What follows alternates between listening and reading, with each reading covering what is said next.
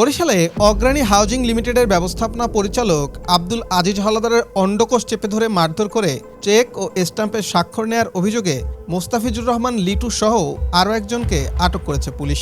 আজ রোববার বেলা 2টার দিকে নগরীর সদর রোডের টপ 10 নামে একটি ব্যবসা প্রতিষ্ঠানের সামনে থেকে তাদের দুইজনকে গ্রেপ্তার করা হয়।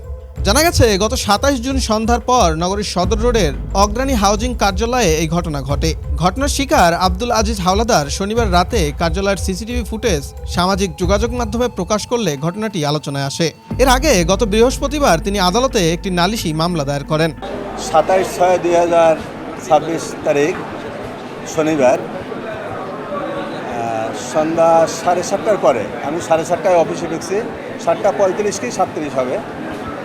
সেই সময় একদল চাঁদাবাজ সন্ত্রাসী আমার রুমে ঢুকে আমাকে হঠাৎ করে আক্রমণ, আমাকে মারধর শুরু করছে।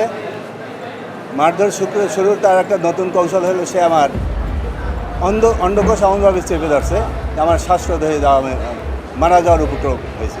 এরপর আমাকে চেয়ার থেকে ফেলে দেয়, আমাকে নিচে ফেলাই আমার বুকে পাড়া দিয়ে ধরে, গলা পাড়া দিয়ে ধরে, আমাকে হত্যার চেষ্টা করে এবং বলে যে সে আমাদেরকে চেক দেয়।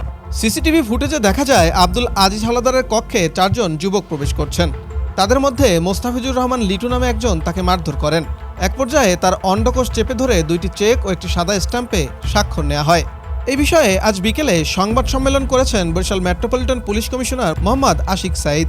আজকে সকাল থেকেই যে বিভিন্ন সোশ্যাল মিডিয়াতে বরিশালের একটি ঘটনা আপনার অনলাইন মিডিয়াতে যে ভাইরাল হয়েছে, তো ভাইরাল হওয়ার পরে আমরা বুঝতে পারি যে অগ্রণী হাউজিং ও বাকলা ডেভেলপার্সের যে ব্যবস্থাপনা পরিচালক, তার উপরে একটা মব তার অফিসে গিয়ে ওয়ান কাইন্ড অফ মব সৃষ্টি করে তার কাছ থেকে জোরপূর্বক তাকে চেক কিংবা টাকা পয়সার জন্য তাকে জোরপূর্বক চেষ্টা করা হয়েছে।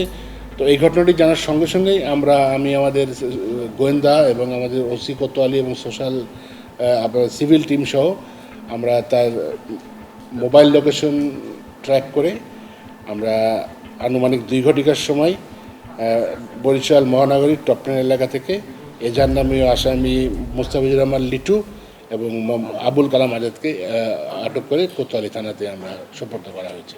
ধন্যবাদ সবাইকে।